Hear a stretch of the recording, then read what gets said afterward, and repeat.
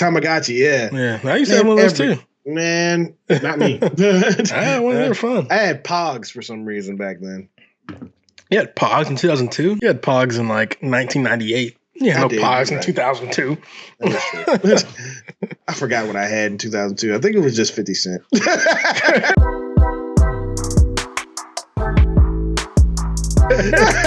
That's it. You and 50. Ja Rule. Ja Rule.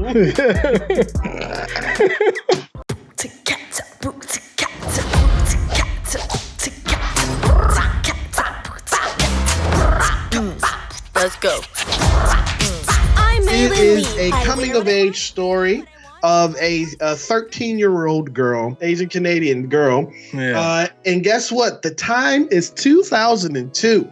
That is the time where Devin and I was in sophomore class. All right. Yeah, we old. We were talking about X-Men 2. X-Men 2. Yeah, that movie was amazing, man. I was excited for that one. we came to school. We was like, yo. They went to the White House and tore it up. She turns 13, and all she wants to do with her friends is go to this boy band concert, and they're called Four Town. May I remind you what real men look like? Four Town. Yes! Four Town! Four Town, and which is weird. There's 5 people and there's only 4, and her mother brings that up. It's like, what? She's like, shut up, Mom, don't worry about it. Yeah, you don't get it. First off, I'm gonna say out the bat, I like this film. Okay. Disney has of lately been doing a lot of cultural appreciation films.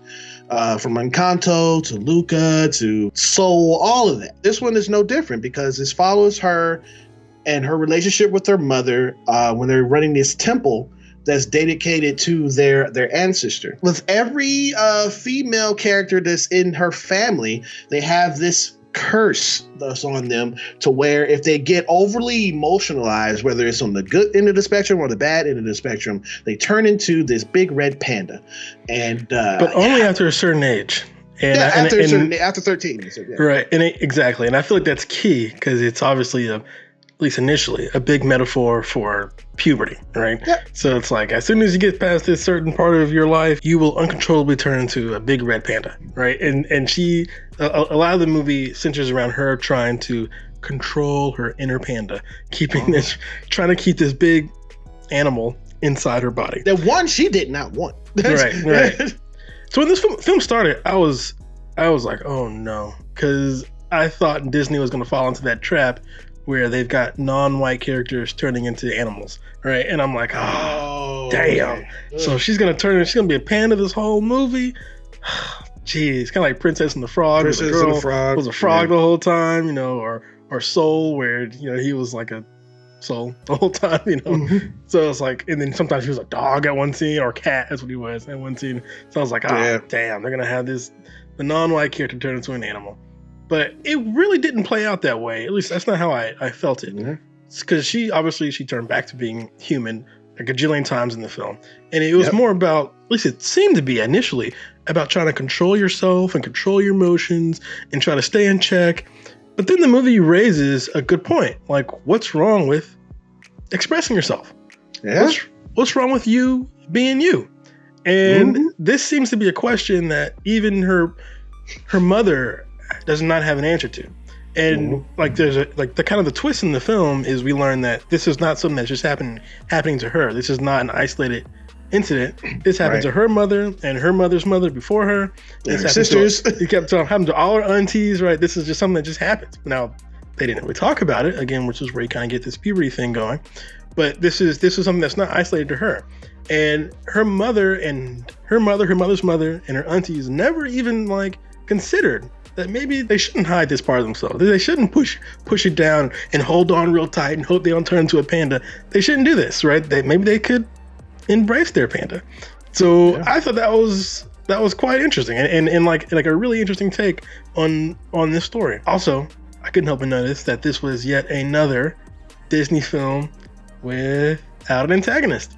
No villain. Yes, no villain. There is just like a central problem that feels like it needs to be solved. And I like that quite a bit. I like that too. I like that makeup, man. That makeup of having a central problem where her and other people get involved to try to fix this issue, but knowing or inadvertently not knowing that this issue doesn't need to be fixed. It just needs to be accepted. Exactly. Because we've been watching a lot of superhero movies, and especially recently with Batman.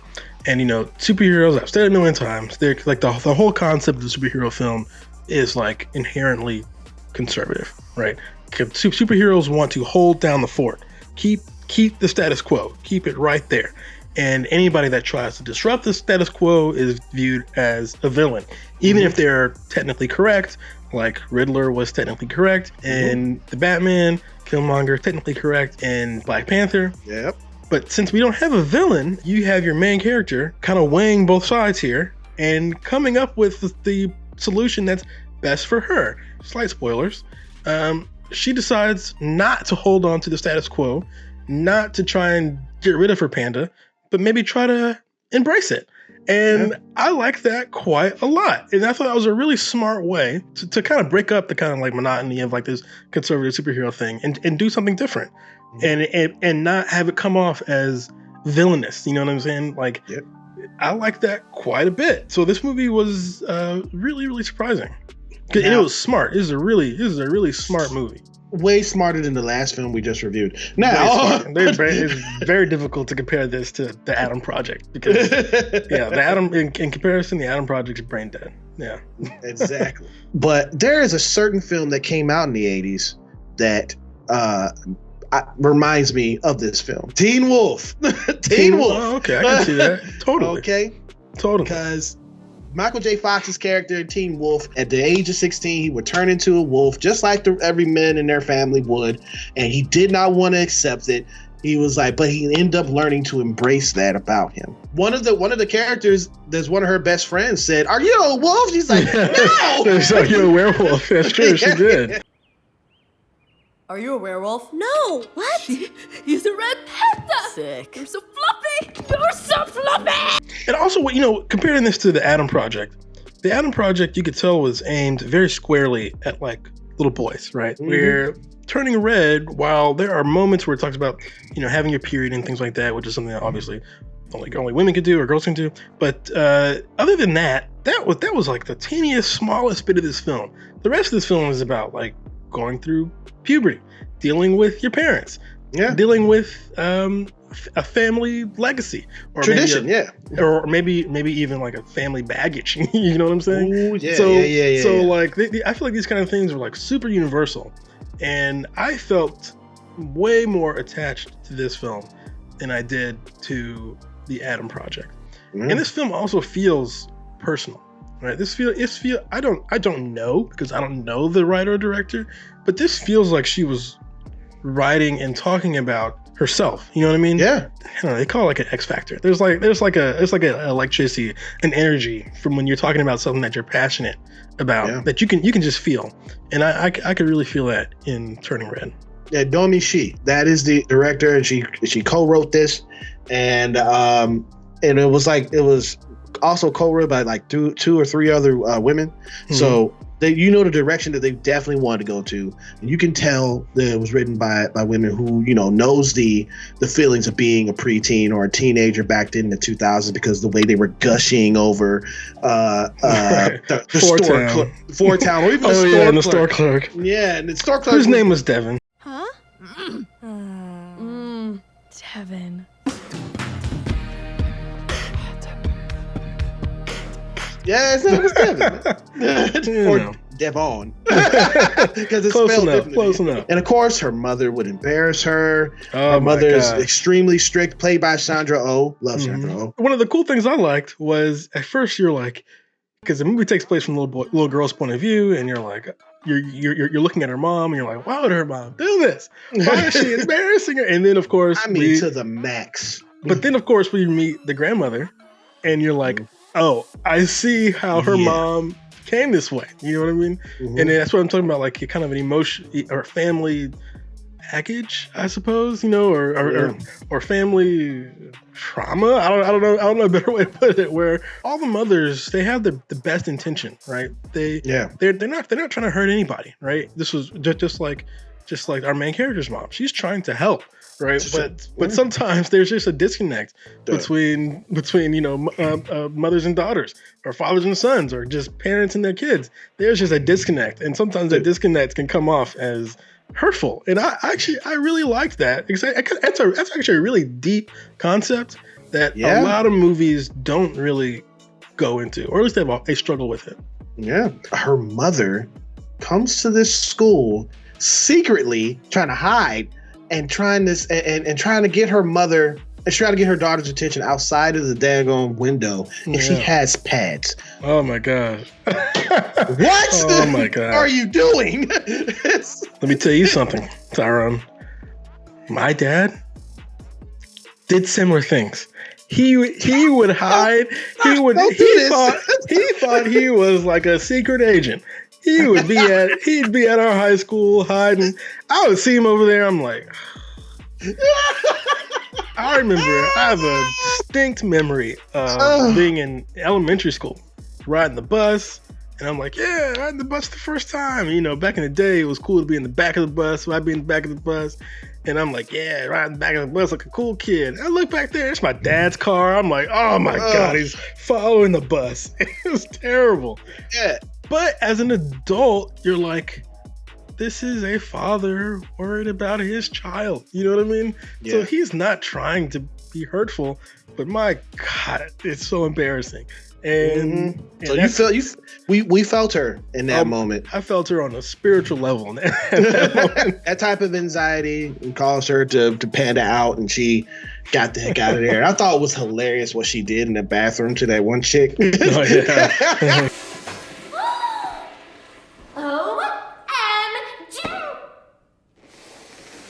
Funny.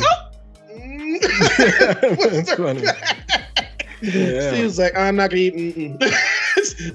And what's really great about this movie is our main character, she's got a really tight group of friends, and so she spends a good deal of the movie trying to hide her panda away from her friends, until the point where she can't hide it anymore. And her friends are not scared, they're not horrified. Matter of fact, they're in love. They think the panda's the cutest thing in the world. So they embraced her fully, warts and all, right? She only sees it as a wart. Everyone else sees it as something awesome, something amazing. And it's because of that, those people that embraces her helps her embrace it herself. Exactly. You know what I'm saying? So it's a lovely, like, all around turnaround story. And then the cherry on top to me is the animation. I just thought this was one of the coolest looking movies I've seen in a long time. Let me tell you. The movie gets more and more wacky as we go on, which is weird because, she turns into a freaking panda and you're like, how can this get wackier? But the movie just, it almost turns into like an anime, right? With like a kaiju attacking the city. It gets crazy. As the movie goes on and it becomes more and more anime-like, the 3D animation starting to flatten out and it becomes almost 2D, and it starts to look like you're watching like Dragon Ball or something, which I just thought was like so cool. It's like the animation was just awesome. The finest detail, even within the food that's being prepared by her father, looks exquisite. Looks like I can eat right off the screen. Yeah, amazing. Yeah. And what I enjoyed about this film is the accuracy. Did I say that right? Sure. Mm-hmm. Accuracy. Yeah.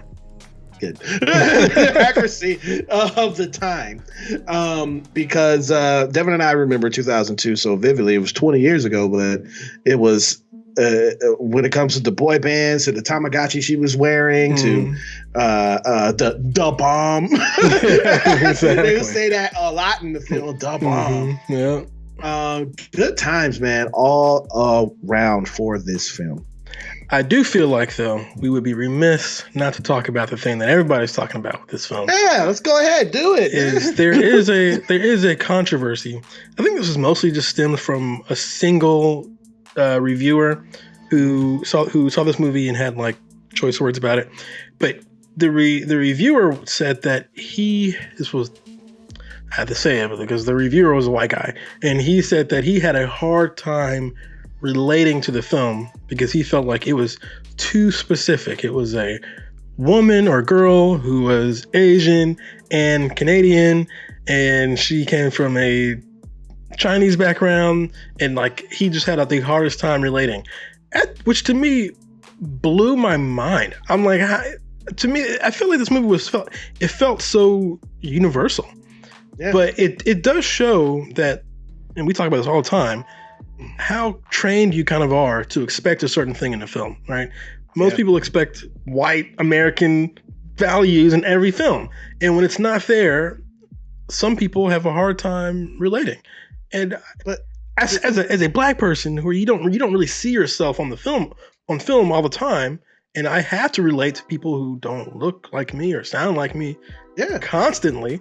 To me, it's just like blows my mind that some people can't relate to this film.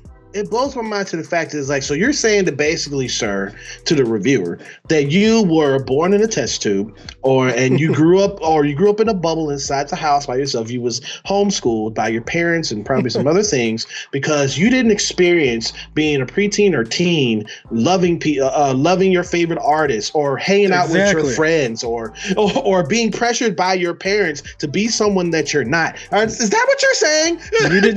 You didn't go through puberty. You didn't grow up. I don't understand. Like this, to me, these are the most universal things ever. And when you can put that in a film, makes a great story. Yeah, it's great. Awesome. I do think this is why it is important that you have movies that aren't all like white guy movies. You know what I mean?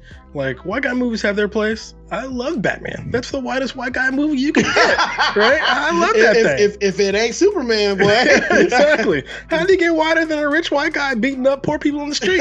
like that's a white guy movie right there. I love that movie. So there's a place for that, but there's also a place for like literally everyone else too, right? So let's go ahead and get to our rating of Turning Red. Let's do it. With all this, man, with all the great films of animation that's come out recently, I don't know where to rank this within like the realms of Moana, the realms of Raya and the Dragon, or even Encanto. You know, only thing I can say about Encanto, that album slaps. Thank you, Lin-Manuel. Hey, this one's no slouch because this one's written by Billie Eilish and her brother. So like exactly. And I had that Four Town song stuck in my head. I'm like, oh damn it, it got in there. Yeah. It's like she was saying boots and cats and boots and cats. Yeah. The animation was great. The story was A1. It's a lovable film. She is a lovable character. The director and screenwriters, they did a great job together on this. I am giving this film an 8.5 out of 10. Great. I'm giving this film a 9. I really enjoyed this film. I don't know how it ranks either. I would say this was probably one of the better Pixar, or maybe one of the best Pixar films I've seen. But you know what? Damn, I just got finished watching Encanto. So yeah, which is my reason of kind of probably ranking it lower. Not saying that it's hard to compare. I'll say Encanto felt bigger. Like it obviously had like a bigger cast and a lot more music, and people were like dancing. And it has a much smaller cast. No one's dancing this. I mean, there's some dancing, but there's not like it's like dance numbers in this film. Well, I gave this film an 8.5. Devin gave this film a 9. You go ahead and you open up your Disney Plus app right now and go click on this film. That is our review for Turning Red. Mama's girls.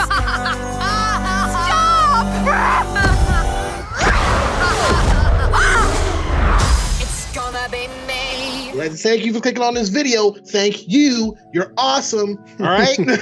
You know, uplift your spirits. And also, while you're at it, uplifting your spirits, hit that subscribe button right there to the right of you. All right. And after you hit subscribe, hit that notification bell so you stay up to date with everything we do right here on Mostly Wrong Opinions. And if you did like our review for this, go ahead and hit that thumbs up. You know what I'm saying? It really does help out the channel. Or you hit the thumbs down and you be like, I agree with that reviewer. All right. I never grew up. I never went through puberty. I don't understand what you're talking about. Exactly. I'm a Toys R Us kid. No. Whatever it is your opinion. But just remember one thing. It is mostly wrong. Four Town all the way. I'm going to get their album. On my baby. Exactly. Some of them are crazy. We're tired of being lonely. Put it out there.